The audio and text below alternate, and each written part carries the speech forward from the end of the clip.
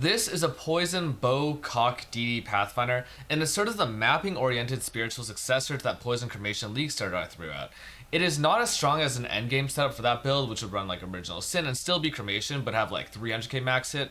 Instead, this build goes for about 90k max hit to everything, and has about 30 million DPS, which isn't too bad, and it's more than enough to do all your mapping stuff.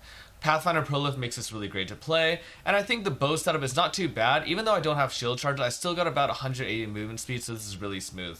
I haven't fully constructed the character yet, and I'll finish that today, but some of the footage in the background at least shows you how the build does play, and you can see that the bones of this thing are really strong. Let's get into the POB. I don't want to waste too much time, because I think this build is relatively easy to replicate and a ton of fun to play. So I think there's a lot of components that are actually mandatory for this build, but it's relatively easy to replicate. I'm not going to go over the mandatory things first or anything like that. I'm just going to go section by section for the build. Tree is fairly straightforward. Pathfinder. And then it's a poison-based tree with a double cluster. The double cluster isn't necessarily mandatory. I do take it though because of, well, there's just a lot of good unique drills you can run. For example, Paranda's Pack gives you a ton of increased damage, but it's not technically mandatory to do, you know? Or like a Megalomaniac, this one is like really, really nice for my build, but also like not mandatory per se to get going. The mandatory stuff is about how you generate crit. So on this tree, you really, really need to be taking all the crit chance stuff early. There is a 2-point crit chance here if you're lower on crit chance, and you can play for crit clusters, so it can run hemorrhage, and then you can run a crit medium. Also, there's one with 60% increased crit chance if you haven't blocked recently, and you'll never be blocking because you're a bow build. So that's pretty cool if you want to get crit count more easily. Otherwise, last notes to take, or at least late notes if you want to start playing this early, you don't need to take the defensive stuff like suppression, max res. Flash stuff can get delayed, double clustering can get delayed. So I think this build can pretty much get going right at like, I don't know, level 78. But I played it at level 70 even before I put on Tides. Let's talk about the skill gem setup. So, battery first before we talk about the main links. It's really, really important that you play this with at least a 5 link. These 5 links, Roa Sat, Manaforged, Life Tap, Desecrate, and Cast on Crit, are mandatory links. You need to have these things. Your 6th link can be a little bit flexible. So technically you don't need to run Cascade. And you can play an Arcanist brand Desecrate setup to increase your corpse generation on bosses for single target. If you can, you run this. If your crit chance is too low, you can run increased critical strikes. You could also play Power Charge on crit if you don't have a source of Power Charge on crit elsewhere. And you could also play Life Gain on hit, I guess, if you want to have better sustain and recovery. 5 mandatory gems though, 1 sort of optional, but not really. The 6th link or 7th link is a bit more flexible. This goes in the bow, which has Cast on Crit already in there, so you don't need CoC in the gem links, and it runs DD Chain Reaction. You could play VDC thing, though it's much weaker this patch. Rainbow Saturation. And then Inspiration is really important because mana cost in this build is pretty crazy this patch, especially with the loss of that flash suffix. You do, however, have 3 flexible supports for damage, which means that any of these supports could also go ICS, Increased Critical Strikes, Power Charge on Crit, or anything else. Technically, Deadly Elements is a gain over Cruelty, but I really want to have Leech, so I'm probably not going to give that up for the most part. Auras, I'm playing E4, Purity of Elements, and then Herald of Agni. You have a flexible 45% unreserved with PoE and E4, rather. Start with Enlighten 4. So there's some stuff you could like move around here, and even if you weren't able to run Enlighten 4, there's this Mastery right here.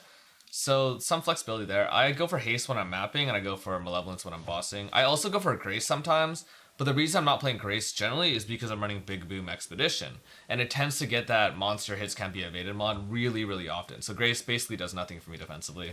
Plus, I mean, it's nice to have a lot of movement speed. Alright, next thing. Move skill, guard skill, and then I do a self-cast Temp Chains. The reason I self-cast Temp Chains as opposed to triggering it from some other source is because I play a Balance of Terror, a Temp Chains cooldown recovery Balance Terror. It's really, really hard to hit the next CER breakpoint without doing a lot of things on my build that I don't want to do. And you don't really need to hit that breakpoint when you're not bossing anyway, so I just self-cast this. I do, however, trigger my 3 other curses. This is enabled by Anathema, Punishment, Despair, and Feeble. A really nice setup to have, and I think it's just really smooth to play. Right now, I think I'm also playing Portal instead of Enfeeble, just because when I'm mapping, I can use like Focus to summon a Portal, which is really cool. And it's also where my Vault Breach lives. But that's just for Big Boom, don't worry about that. Finally, gear.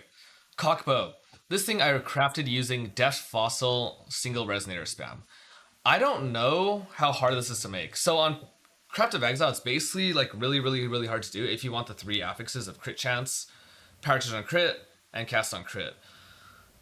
But you know, I ran like 10 death fossils and I hit CoC 4 times out of 10. Like I just have to try and craft more bows. But that technically that prefix only has a gem tag. It's sort of a brute force craft, but worst case scenario you could just go for crit chance and then run Peacock on Lynx. Quiver, this is a fossil craft as well. Hunter Quiver. I'm not sure what the fossil is called, but the Chaos fossil, I think Aberrant fossil, and just spam that until you get poison chance and Chaos res. So unlike on weapons, this poison chance on Quiver is actually global. So that really helps out on this build. Helmet. Pretty specific helmet here. I like to have the double shift. I'm also using focus to trigger all my stuff. You don't need to do that. You could like Arcanist brand your curses if you wanted to.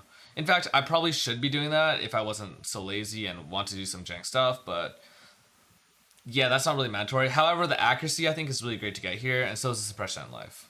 But the focus is kind of not as mandatory.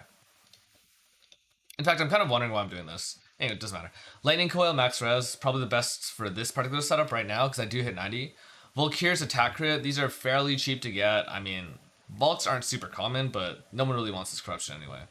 Boots, this will go into a different set of boots later. I'm actually going to go for T1 strength, T1 int, life, move speed, and then I'm going to benchcraft hybrid strength int to finish this off because I managed to also hit onslaught on kill on my bow. But otherwise, you want to get onslaught on kill on your boots. Ungil's insane amulet for non-crit damage based cast on crit builds. So if you're EO crit or your EO CoC or poison CoC, this thing is gonna really help you. Nathma, just Giga Curse setup, overpowered as hell. And then you need to get a ring with an open prefix for Elrion, really great. Finally, Ties of Time, I just think this is super broken when you play it with Progenesis and Taste of Hate. In this, I also run a Ruby, a Topaz, and a Quicksilver. Again, if you're low crit chance, you can also sub one of these things out for a Diamond Flask. Not ideal to do. 2 large clusters, both damage. I run 1 elemental with Dorian's Lesson. This gives you a lot of elemental leech as life, which is really great for the build. So many hit instances. Even as a poison build, your DD hit is actually not, too small. Like 28k is definitely not nothing, especially when you're hitting 6 times or 8 times per trigger. Really crazy. 2 mediums. One of them is a flask medium. This is pretty standard. If you're poison-based Pathfinder, you want to get Brood plus Spiked. Really great to have. And then the other medium is Circling and Hemorrhage. Circling is crazy, crazy powerful. This node alone on Pathfinder, especially without charms, is 11.5% more poison damage for a single medium cluster node. So really great to have. And then I run a CB immune, Searching Eye with phasing on kill. Don't have another source of phasing on kill, and the CB is mandatory because I don't play Life Flask in this iteration of the build. Unique Jewels, Watcher's Eye, Fizz Az. I mean, that Precision mod is okay. I do pair it with this Mastery. If I didn't have the Eye, I just wouldn't run this Mastery, and maybe playing Double Shift might be better to give you some helmet flexibility, something like that. I'm not really sure. Balanced Terror, I've already mentioned. The action speed thing is actually kind of nice to have as well. I think this 2-prop Jewel costs like 40 Chaos or something, or 70 Chaos, or almost nothing, so not a big deal. Chaos Damage Practice Pack, a little bit of flexibility. You could also go for, I think, Life. Some other options there. And then finally, 2 more uniques. So, Impossible Escape Pain Attunement. This thing is crazy. Steep and Profane, very nice to have. Melding, really nice to have. And Undertaker. Undertaker for this is really, really, really important to give you more consistency. And also, these little nodes are gigantic for this build as well. Tolerance is also a great option to grab if you need a bit more Chaos Res, if you don't have it on your gear otherwise. I think this is a relatively nice Impossible Escape. It's not necessarily mandatory, but I do think Access to Undertaker is really great. The other thing you could maybe go for is an Unwavering Stance one. It's also solid, and I could switch things around. So I like probably, Anoint Undertaker, and then take this here. Probably grab like Prismatic Skin, grab the Max Cold. Probably not the other 2 maxes I don't need. And that's probably it over here. Because I don't think it actually hits Eagle Eye. So it's an option. But I think this one tends to be more expensive as well. This one costs like, I don't know, 50 chaos, something like that. And lastly, Militant Faith. So, Militant Faith is not what I would like to run, but it's sort of what I think I have to run. Because without this, your mana cost is like a lot higher, actually. And it really does matter. There's probably things I could think about. Like instead of taking this, also pairing it with this over here for reduced cost. At the end of the day, it just comes down to the fact that mana cost is really a pain in the ass. And I do think this Militant is quite nice because it also gives you elemental damage. Again, Keystone's not important. What is important though is that none of the large notables are converted into anything else that you are taking. And that's pretty much it. That's the build.